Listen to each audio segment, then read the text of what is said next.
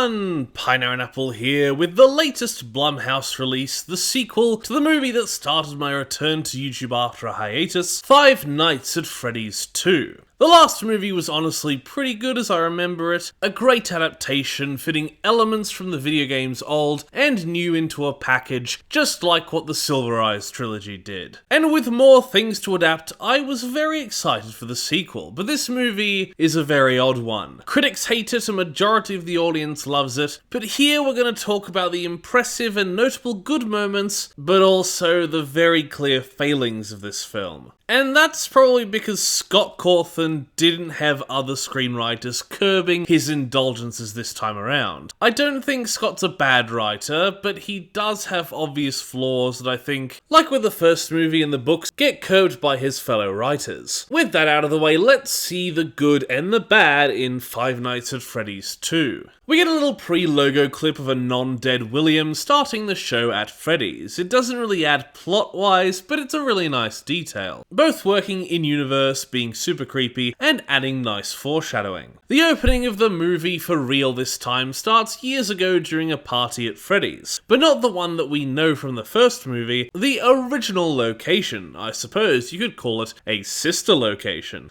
No, not that one. But the new restaurant looks great, the boat ride is a nice idea, and the whole set is of course jam-packed with references both canonical and to one of the more popular Freddy-like games that spawned from the franchise. We focus on two little girls, Vanessa and Charlotte. Charlotte, a lonely girl waiting for the puppet or marionette to come out. And young Vanessa tries to get her to branch out and talk to some real people and get a slice of cake. Charlotte is still miserable but sees a yellow rabbit luring a little boy into the back, asking around for help, and I like what this scene adds. It not only allows us to empathise with Charlotte well, but shows how these very strange murders were able to take place. No one seemed to give a shit. And if every adult is this willfully ignorant and dismissive, who exactly was going to catch William in the first place? Although Vanessa tries to warn her away, Charlotte follows, doing her best to escape from the rabbit with the seemingly maybe drugged boy. And the next time we see her, she emerges, the boy kinda just fine, he runs off, we never hear a word about it, and it turns out William did indeed stab her, seemingly dying in the arms of her beloved puppet. Now both these child actors are pretty good with what they're given, the puppet and Spring Bonnie look great, but the logistics of the scene are a real harbinger of the lack of balance in the film. Sure, moments like this look great and have effort put into them from all sides, but that doesn't mean it works well in the cut or makes much sense, because her scream looked less horrifying to me and more just odd. What happened to the kid that followed William? He fell unconscious and then he was just fine again immediately after. How did William stab Charlotte, who was a little girl holding another child, and still fail to stop her from making it to the public? There's a lot of little inconsistencies like this that just make you feel a little perplexed, when most of what's on screen is actually well done. It's just a lot of the underlying details take you out of it. The visual looks fantastic and we get the credits reminiscent of the first film done rather well, telling us the general public thinks Charlotte's death was thought to be her own fault. Fazbear, the ever reputable company, covering their asses and shutting the place down. The puppet left inside, forgotten so they could start over with the second location that we saw in the first film. And while not a literal prequel, I like that the inciting incident is seemingly a prequel to the first movie's flashbacks, much like how the story of the second game seems to take place before the first. We cut out of the credits to Vanessa, reprised by Elizabeth Lail, out of the hospital and looking much better to how she came out of the last film, but still not 100% as Mike calls her, reprised by Mr. Whistle.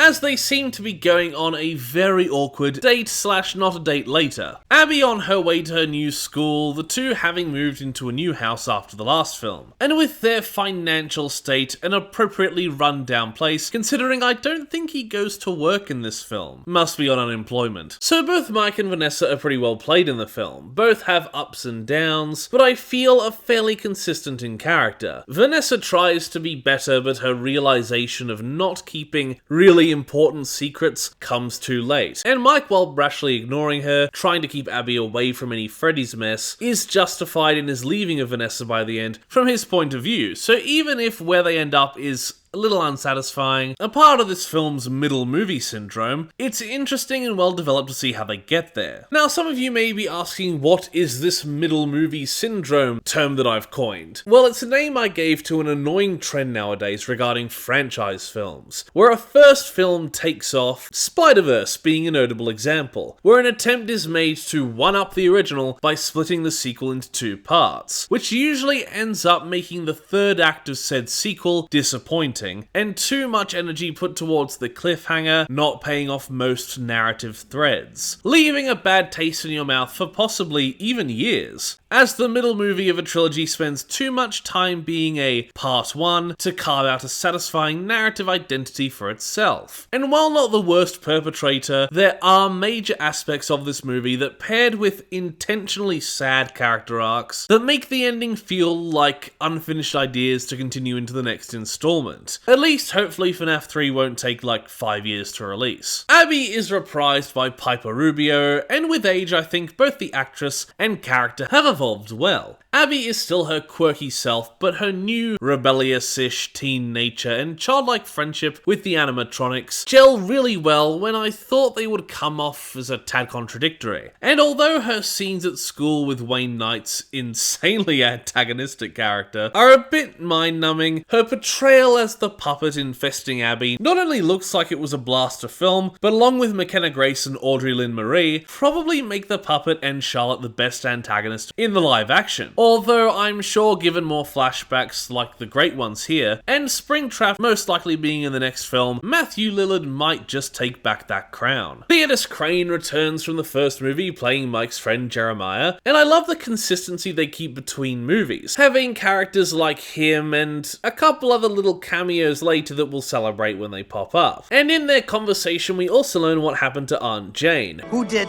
not die. Oh, isn't that swell? But instead went around telling everyone about how Golden Freddy attacked her, which got her committed and has now started up a nostalgic craze for Freddy's. A big event happening in town later in the film, and this whole Fazfest thing is a real missed opportunity. Unless the next film takes place on the same night, which it probably won't, but it's referenced a fair few times, but we really only spend one small scene there with the potential danger of the animatronics going on a killing spree looming over everything, and then it basically just gets ignored. It's not a plot hole or anything, but it's certainly annoying that it amounted to nothing. Abby's oddness is played really well, but I won't lie, apart from her friend who appears like twice, I think the school stuff is boring at best and very cringeworthy at worst. Sure, it's nice to see Wayne Knight get his comeuppance, and his performance is good in towing the line between hateable and humorous, and Abby's connection to the animatronics deepening with her now focusing on robotics is a really nice detail. But my god, I wish we canned most of this and focused more on, I don't know, say Fazfest, or some more introspective scenes with Vanessa maybe, or more focus on the puppet. There's a lot of aspects in this film that, while Abby and Chica's school adventures aren't terrible, would have been a lot more interesting and entertaining. Look,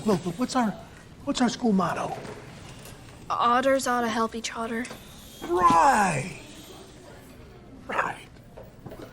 Be a good little otter. Abby really wants to go back to see her friends, Mike telling her that they're broken, which informs Abby's reason for learning robotics, adding to her character nicely, and on the TV we see McKenna Grace running a paranormal investigation show, Spectral Scoopers. But we'll talk about them soon. Their inclusion here is just a nice bit of foreshadowing. Mike and Vanessa have their date/not a date, and it's suitably awkward, like hide behind the couch awkward. But our major takeaway is Mike recommending that she explore her lingering trauma from William through her dreams like he tried to. Meanwhile, Mike has to find Abby at the restaurant as she has ran out, and she finds none of the animatronics there or their presences. And I'm not really sure why. I get why they have to leave at the end, but if Abby is right there at the restaurant, I'm sure at least Susie, or whoever inhabits Chica in this timeline, could have popped out to say hello while Golden Freddy Kid holds William in his death loop.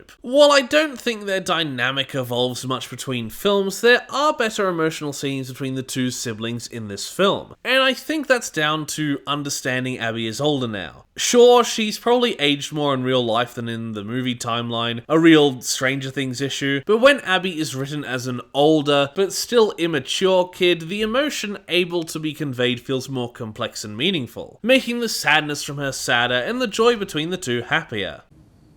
They're always gonna be right here. That's really cheesy.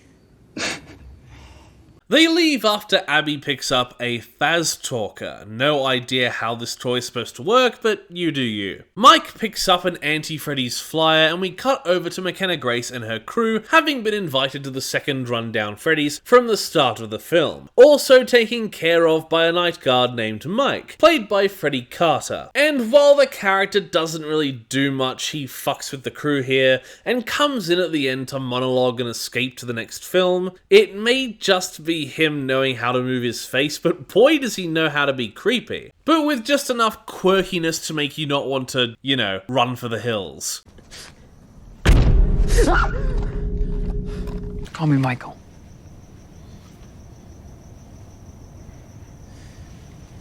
So, are you ready for the tour?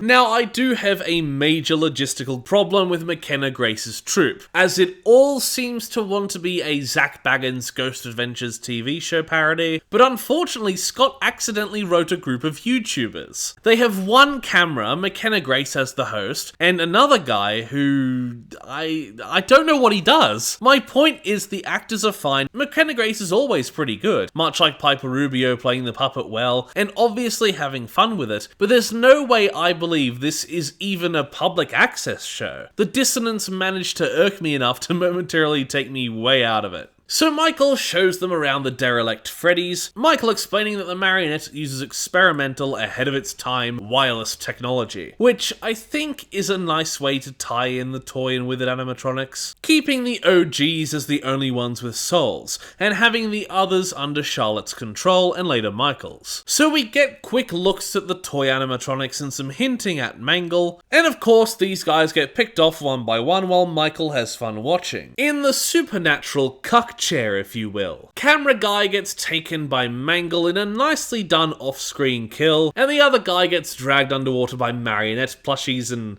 yeah, that's dog shit. The puppet toys falling into the water one by one is effective at building up the tension, but the fact these dolls, that in all available lore and logic aren't animatronic or possessed, annoys the hell out of me. And we see Balloon Boy in the water later, so why the hell don't we get his kill here? Anyway, with McKenna, she hears the music box and follows the sound into the basement, where upon turning the music off, the present opens up and the puppet comes out. Now I loved the way they used the possessions in this film, both camp and still very creepy, but the puppet itself, much like the other animatronics, looks fantastic, and I'm a little disappointed it wasn't shown off more. As while the possession is very well done, I would have liked a bit more of the puppet puppeting, or the marionetting. McKenna's character, who I didn't bother to learn the name of, gets possessed by Charlotte pretty creepily, and she chases Michael out of there quickly, him seemingly glad. So why the hell did any of that happen? The puppet was awake when the others died, so that was probably down to her control. Well, at least with Mangle, not sure what happened with the dolls. But if Michael wanted to free Charlotte, why didn't he just break the music box and run? Why did he need to lure people in? And if Charlotte needed a body to possess for some reason, how did he know that? We know Vanessa talked with Charlotte in ghost form, but there's no inkling that he did. And if it was part of the plan, why did Charlotte attack him? Sure, in the games he reminds the souls of William, but he very much looks different from a young Matthew Lillard, even if there are similarities. And why does she need a body anyway? It's not like it'll help her leave, she still can't leave the restaurant without the perimeter locks being turned off. And when she does leave, she goes inside of Toy Chica, not inside of a human. So I I just don't get it. Abby is struggling, but Vanessa has it worse, as during her spin class in a strangely mirror-filled room, what is it, a ballet studio? A vision of Springtrap appears and fucks with her. And the scares aren't perfect, but Elizabeth Lale plays Vanessa's struggle very well, while one guy who talked to her twice gets a gun to his face for asking if she needs help. Thank God Vanessa's only a cop and not an ICE agent, because, well, you know their track record with unloading guns into innocent people. Like this. Like that, just like this. Like that. After the wake-up call that is almost shooting a guy, Vanessa gets out the mementos of dead kids and hops into a surrealist montage/nightmare of William. And it's really solid, even the timeless childlike falling effect adding well to the dreamlike quality. The baby cameo is terrifying and also infers with her green eyes that she already has Vanessa's sister clawed into her. But it's also just an amazing prop. Seriously, it's one of the best game-to-screen translations. But on the whole, the scene is great, well acted from all sides, and with her changing into her cop uniform temporarily, it makes me wonder why she became a cop. It could have been William's plan, or part of her wanting to protect people. I want to see that explored in the next film. Presumably the same night the Faz talker lures Abby to the second location. And how did Charlotte know about Abby? Maybe she just heard Abby talking into it, asking for her friends, but I would have liked an answer to that. Abby comes upon the toy animatronics toy Chica, Megan Fox clearly manipulating the girl, presumably under Charlotte's control. But it does seem like the toys have slight minds of their own, just without self-awareness, not complete AIs. The next day, Vanessa visits the Schmidts, the little girl scaring the shit out of her, and Abby reveals she had some help from the toy animatronics to help her with her school project. Vanessa obviously realizing shit is up and trying to tell Mike, but Mike assumes it's the speaker and doesn't want to hear it. Now, is Mike being a total ass clown? Definitely. But his motive is understandable. He only knows about William and the kids, and with them gone, he assumes the trouble is over and desperately wants to move on for Abby's sake. The guilt of all the missing kids like Garrett and Charlotte weighing on him. Revealing he contacted the maker of the flyer from earlier, Charlotte's father Henry, and mad at Vanessa for still keeping secrets like Charlotte's death makes her angry too. It's a mess, but an understandable one. Abby goes to her science fair while Vanessa investigates Freddy's, finding Charlotte free. And boy is Charlotte scary. Sure, it's still PG-13, but they really get their mileage out of her. Charlotte can't leave the restaurant due to the animatronics being locked to the building, taking Vanessa and waiting for Abby so she can get her to release them. Charlotte uses one of her lines from the games. I don't hate you, but you need to stay out of my way. I don't hate you, but you need to stay out of my way. And I think it works a lot better in the film targeted at Vanessa. Her motivations in the games usually felt confused, little action taken towards William who killed her, taking on a more nurturing role, but still ready to kill the FNAF 2 and 6 bodyguards at the drop of a hat. And I think her motivation works a lot better here, especially with William being out of the way in this film. Abby goes to the science fair but leaves in anger and despair as Wayne Knight tosses her shit on the ground. You're such a dick, Mr. Bird. Who said that? So Abby heads back to Freddy's, and Chica would just love to help, but only if Abby punches in a specific code so that they can leave. Coming to the FNAF 2 office, which looks fantastic. Vanessa is forced to give up the code, and the animatronics are released. Abby and Chica are heading to the science fair thanks to Corey X. Kenshin's cameo character returning. Meanwhile, Mike is on his own side quest meeting Henry, played by Skeet Ulrich. Nice to see him joining Matthew in the Scream to FNAF trend. McKenna Grace also kind of in that boat. Skeet gets like 2 scenes, but he's very good in them. In the end credits, it seems like he might perish, but I do hope he returns properly in the next film. He knows Afton was behind all the murders, but also blames himself. The Faz Fest bringing back bad memories, and Mike only learns about the first location now, realizing Abby had been there. Henry makes sure Mike leaves with the music box, asking him to leave it there for Charlotte. He obviously has more to say, but Mike speeds off, and makes his way inside, past the Wizards, another set of animatronics that look great, while he totally ignores McKenna Grace's corpse. Meanwhile, Wayne Knight is disgusted by Chica, thinking that it's a costume, so Chica takes the initiative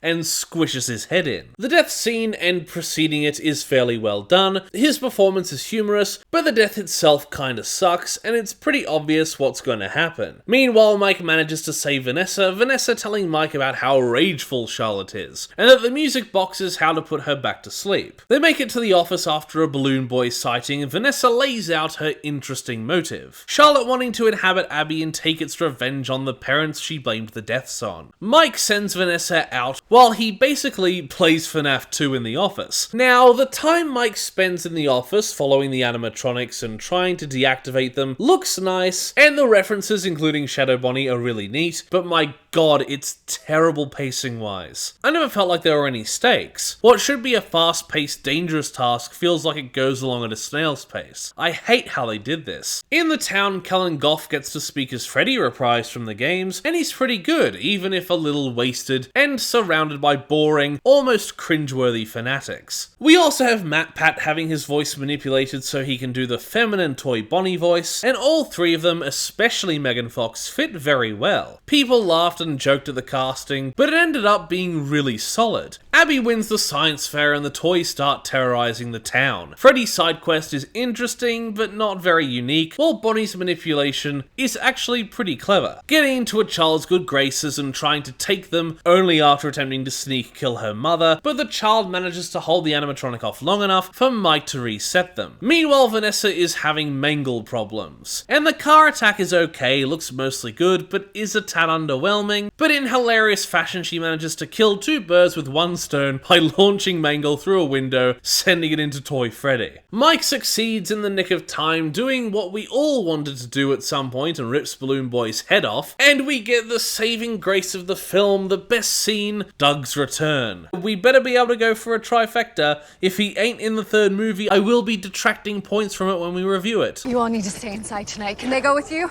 Of course. You know, it looks like you might be needing a good lawyer.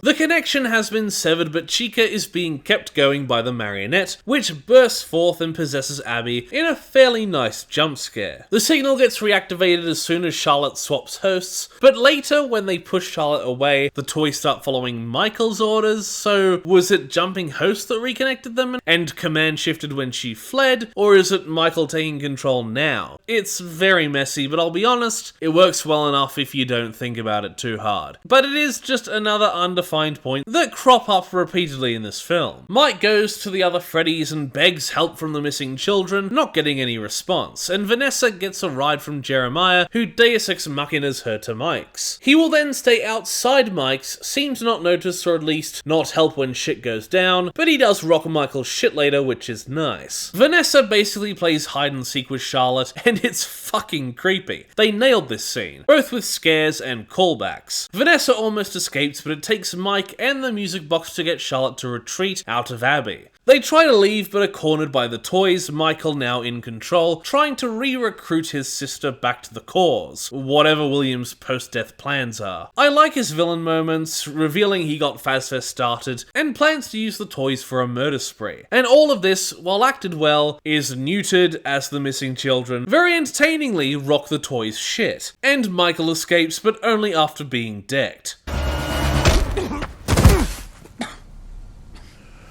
Where you think you're going, jackass? Hold on, you were standing outside the whole time. How do you know he was a jackass? Michael revealing his plan after only being in the movie for one scene, not even the main antagonist, only for it to be immediately foiled and him running away like a little bitch, so that he can presumably crop up in the next film, just feels lazy, and adds to the middle movie syndrome of it all. So like I said, the missing children rip the toys apart. It's goofy and cheesy as shit, but looks great. Now, far from the restaurant though, the animatronics can't function for too long. The spirits finally moving on, if Golden Freddy is to be believed, but he warns that them moving on will allow William to break free, although Mike doesn't seem to get the hint. Ignoring that problem, and after Abby gives the real Chica a tearful goodbye, Jeremiah helps retreat with Abby, and in a heartbreaking scene which ends the movie nicely, Mike tells Vanessa to never come near them again. Her secret-keeping and serial killer family having put Abby in too much danger for a second time, even after she declared Abby and Mike her real family. And just Just like before, even if he's being an ass and crushing her emotionally, he's right to feel that way. These characters ride the line perfectly as flawed and understandable, making these negative decisions without becoming unfair or stupid. Their feelings are perfectly justifiable, and that's why it works so well. Neither were in the wrong per se, both were making decisions informed on their trauma. Her want to bury the guilt and pain of her father by rarely revealing secret dangers, and him unable to save his little brother, now willing to do anything to keep Abby safe, even if it's to Vanessa's detriment. I think these character turns are really interesting and can be, not necessarily will be, interestingly explored in the next film. The movie ends proper with Charlotte possessing Vanessa, and after a nice use of the Living Tombstone's second FNAF song, we get the after credits scene where people making a haunted house, aka Fazbear Frights from the games, find Springtrap in the back, them thinking it's their lucky day, taking a still alive Springtrap with them. Now, I like the after credits scenes and I like the emotional cliffhanger, but almost nothing is resolved. Sure, the toys are out of commission and the missing children are gone, but the Wizards are still out there, the puppet is still active, William is still active, Michael is still alive. It just seems like the only thing that got accomplished is trauma, and introducing more characters. So that was Five Nights at Freddy's 2. Did I have a great time watching? Definitely. The comedy, the scares, the goofiness, there are tons to enjoy, and even more if you can manage a large suspension of disbelief plot-wise. But objectively, there are tons of narrative holes, easy directions that could have made the movie better, and leaves way too many plot threads open, without closing enough on its own, and that honestly really annoys me, as the movie is left with no sense of singular narrative identity, just a bunch of things to be pushed into the next film. It's easy to have fun here, but critically, it's just not a great film. It's a very strange paradox, but I'd recommend the movie if you can have fun with it. But if you want a serious masterpiece, this isn't it. While I probably enjoyed it more than the first, critically and objectively I cannot rate it higher, so I'll give Five Nights at Freddy's 2 a 6 out of 10 critically, but on pure enjoyment maybe a 7, even a 7.5,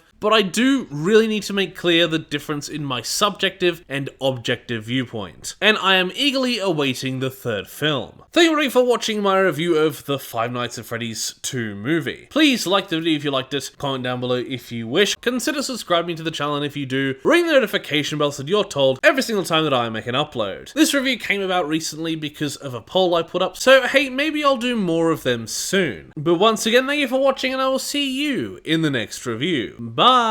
Toast. A little piece of toast. Because there's so much to choose from. There's brown bread, white bread, all sorts of wholemeal bread. It comes in funny packages with writing on the side.